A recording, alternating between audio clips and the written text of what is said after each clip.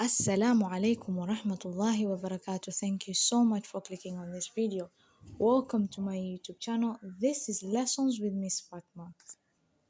Walaalayaal casharadayna kusoo dhawaada. Kanaalkan waa kanaalkii Fatma Cusman.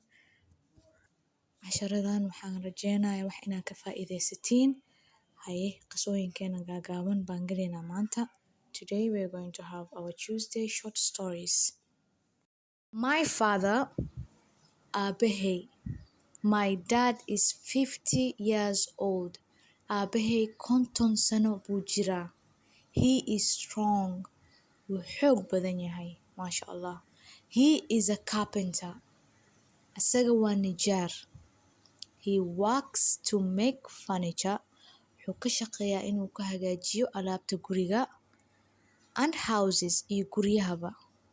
In his free time, waqtigiisa faadiga, he cooks delicious food. Wuxuu kariyaa cunto aad u macaan. He is a good cook. Cunto kariska aad buu ugu dheereeyaa. Just like my mother. Sidee hooyaday ugu fiicnayd iyadana. Akhris baan ku soo celin oo tafsiir la'aan. My dad is 50 years old. He is strong. He is a carpenter. He works to make furniture and houses. In his free time, he cooks delicious food. He is a good cook, just like my mother. Questions, su'aalo. How old is the father? Meeqa jir waaye aabbaha? Jawaabaha commentka iga soo jawaaba. What does he do for a living? Muxuu ka shaqaystaa? Su'aasha saddexaad. What does he do in his free time? Muxuu sameeyaa waqtigiisii uu firaaqada leeyahay? At school. Schoolka markii la joogo. We are at school. Annaga iskoolka baan joognaa. At school, iskoolka markii la joogo. We do lots of things. Waxyaalo badan baan sameynaa. We can write and draw.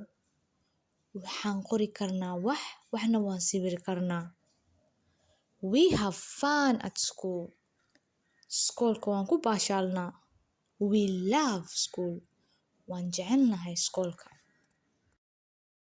Milk. Caano. I like milk very much. Aniga caanaha aad baan iga helaa. Every day, maalin kasto, my father buys it at the supermarket. Aabbahay wuxuu ka soo iibiyaa supermarketka. I drink milk in the morning. Subaxii caano baan cabaa. It's white. Caanaha way cad yihiin. It's very important for our bones and teeth. Aad buu caanaha muhiim ugu yahay lafaheena iyo ilkaheena. Carrot. Carroto. My name is Carrot. Magacaygii waa Carrot. I grow underground. Hoos baan ka baxaa dhulka hoostiisii.